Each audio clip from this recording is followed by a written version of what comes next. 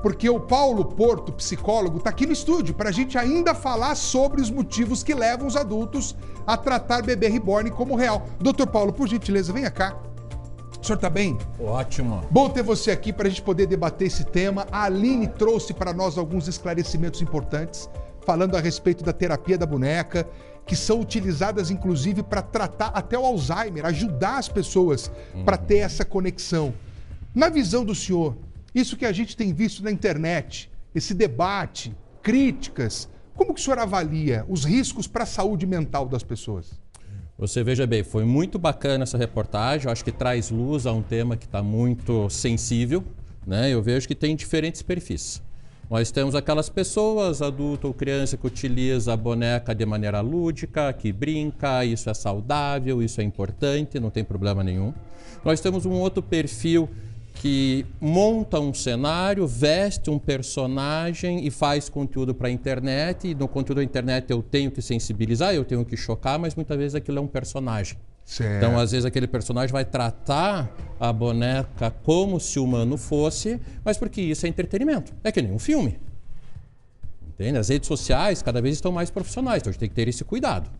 E existe, que nem já foi dito aqui pela colega, uma pequena porcentagem de pessoas que aí sim tem um descolamento da realidade. Eu começo a depositar tanta carga emocional na boneca, num objeto, que eu humanizo. Como se estivesse humanizando um cãozinho, por exemplo. Exatamente. Que é um animalzinho, faz parte da família, mas não é humano. Exatamente. E aí, quando eu tenho esse descolamento da realidade, é o problema. Até apareceu na reportagem, né, uma pessoa comentou assim, puxa, mas alguém pode colecionar um Hot Wheels e ninguém fala nada. O problema não é o colecionar, é eu distorcer a realidade. É eu realmente achar que, por exemplo, essa criança agora eu tenho que correr para o hospital porque ela acabou de nascer.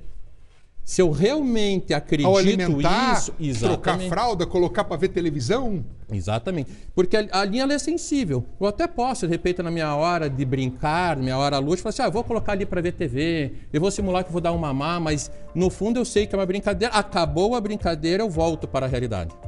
Mas eu já vi relato, por exemplo, de mães que acordam de madrugada e vão ver se o bebê está respirando, se não parou de respirar. Isso existe? Não, em boneca. Em boneca? É, porque daí ela descolou-se da realidade, ela realmente acha que é vivo. Olha se só. é vivo, eu tenho que ficar monitorando para se está vivo. Então ali eu tenho que nem eu estou usando esse termo, essa desconexão, eu fujo da realidade. E toda vez que o ser humano ele vai fugir da realidade é perigoso. Eu tenho que ter um olhar atento, eu tenho que fazer um tratamento adequado, né? Porque essa questão com a boneca de ver como um ser humano de verdade, muitas vezes é um sintoma. Essa pessoa às vezes precisa de ajuda. Só que isso se aflorou com a boneca. Doutor Paulo, o tema é demais de bom para a gente debater. Eu vou colocar os nossos repórteres aqui, porque cada um tem uma pergunta baseada na sua perspectiva. Maravilha. Tenho aqui a Thaís Travensoli, que também é mãe, recentemente, mãe novinha, mãe fresca, a gente fala aqui do Emanuel. Tiago Silva, que já é pai de um casal, já são grandinhos. E a Beatriz Frener, que ainda não tem filho, apesar de ser mamãe pet, sim, do Robson. Então vamos lá, Thaís Travensoli, quem faz a pergunta primeiro aqui? Vamos fazer com o Tiago Silva, então. Tiago Silva, primeira pergunta, primeira observação sobre esse tema, Tiago Silva. Pois é, Furlan, ao longo do final de semana eu vi algumas coisas na internet que chamaram a atenção e a gente até leva para um lado descontraído. Uma pessoa colocou lá na internet, eu gostaria de trabalhar, me ofereço para trabalhar como cuidador, como babá de bebê reborn. Achei legal esse emprego aí, né? Deve fazer pouca coisa, ser o babá do bebê reborn. Aí veio um padre e falou, olha, eu me recuso a batizar bebê reborn aqui na minha paróquia. E aí a gente vê que tem muita gente que leva para outro lado. As pessoas falam, isso aqui é coisa de quem não tem o que fazer. As pessoas ficaram nervosas.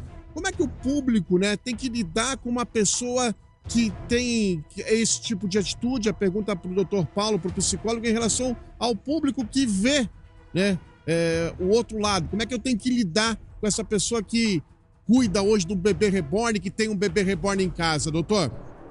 Vamos lá, novamente, eu acho que tem que ter esse olhar de será que está tendo algum excesso? Será que está tendo uma desconexão com a realidade? E aí tomar um cuidado, porque se eu tiro sarro, se eu vou ali de repente depreciar a pessoa, ela pode se ofender, ela pode se magoar, lembrando que nesse caso muitas vezes é uma pessoa que precisa de tratamento. Eu não vou ver uma pessoa que está doente com outra enfermidade e ficar tirando sarro e zombando. Então eu acho que tem que ter aquela linha, né, de divisão. Puxa, é só uma brincadeira, está dentro do saudável ou é uma questão de tratamento? E aquela pessoa que às vezes está brincando e você vê que começa a se exceder, fala assim, puxa, será que está tudo bem? Você realmente entende o que está acontecendo?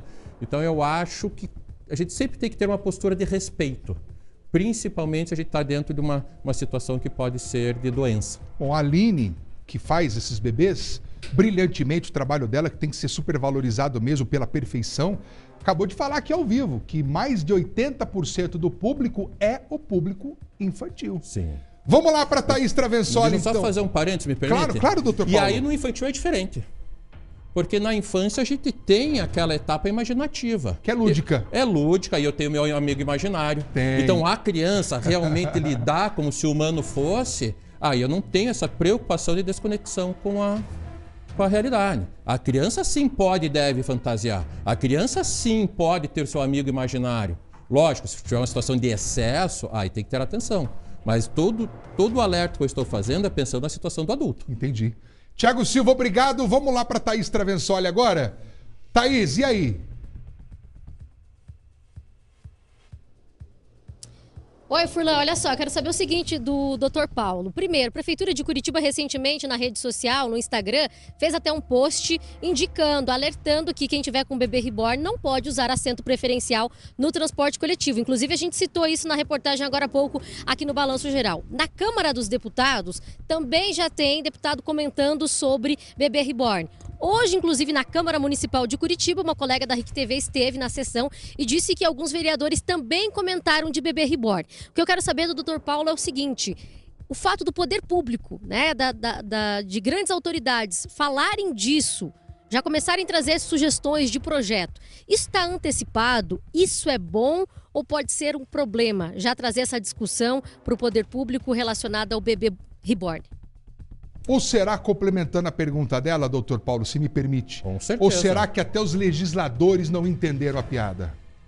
Eu acho que de tudo um pouco, né? Eu acho que o discutir é importante, o poder público tem que estar atento, tem que estar atualizado, mas cabe um alerta também, né? Será que são as prioridades do nosso município, do estado e do país?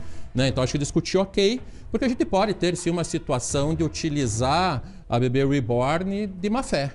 Puxa, alguém de repente vai querer furar uma fila, vai querer de repente ter algum tipo de benefício, porque então agora eu sou mãe ou sou pai. Aí eu acho que é interessante, puxa, é um objeto inanimado, então não deve caracterizar este benefício. Então eu acho importante a discussão, eu acho que é importante coibir pessoas que de repente vão querer utilizar para se beneficiar de maneira, ao meu ponto de vista, inadequada. Aí é demais, né? É demais. Agora também ponderar, puxa, com tantas coisas mais importantes, né, eu acho que o poder público tem que ser de maneira muito rápida. Me parece, não sei se você concorda, Furlan, que é meio óbvio.